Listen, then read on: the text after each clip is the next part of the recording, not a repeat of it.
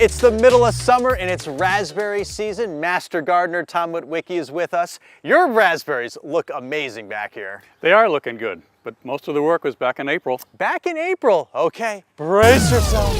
April 7th? There's no leaves on the trees. I'm wearing a jacket. Tom, what are we doing here? We're doing the real work, preparing for a good raspberry harvest. Ah, and what does the real work entail? Well, you have to understand, with summer-bearing raspberries, it bears fruit on last year's canes. They're called floricanes. So the job is to remove the previous year's canes, which already fruited, thin the new floricanes, and then finally trellis them. Okay, so you'd start with some pruning. Let's head in here and see Sure. what we got. Okay, sure. Let's see. Here, for instance, is an old cane. You can tell it's old because the bark is all peeling and things like that. Yeah, flaky. Yeah, and then if you cut it, there's no green there showing at all. Sure. It's brown and dead. Okay. This, however, is a new floricane, and it's a good sized one, so I'm definitely going to leave that. Yep.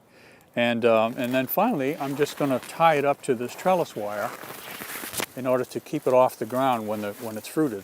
When the raspberries fruit, the cane becomes pretty heavy, and will lie on the ground unless you tie it up. So this is for ease of picking. Anything else? It definitely does that. And what it also does is leave room in the middle of the bed for the new canes, which are called prima-canes, to be growing this year, which gives them more air and sunlight. Okay. And is there anything else that you would do before this is going to end up fruiting? Yeah, so once I finish trellising everything, I generally mulch the bed, keeps down weeds, and feeds the soil as well. Okay. Well, I don't know about you, but I'm not digging April. It's starting to get a little chilly. Can you get us back to summer, please? You got like a flux capacitor back here somewhere? Sure, let's give it a try. Whoa, that was a little bumpy. So you did a lot of work back then. What have you been doing since? Well, apart from fertilizing and weeding, really nothing. Really nothing. That sounds pretty good. I like nothing. The rain this season has been relentless. Has it presented you any problems? Well, it's not the best year. They like it a little drier to ripen especially. But it's especially important that the vines have been tied up, because otherwise they'd be on the ground, hard to pick, the fruit would rot.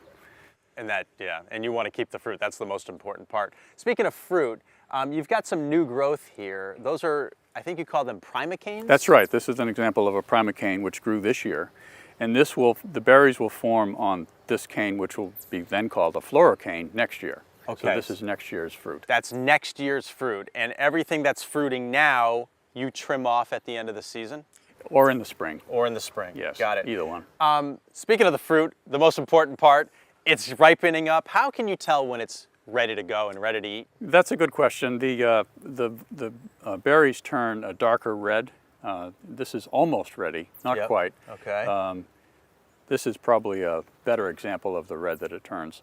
And also the fruit comes off with a gentle tug. Oh yeah, that was Whereas easy. if you have to pull on it, it's not ready. It's not ready. Okay, let me give it a shot. You're gonna eat yours.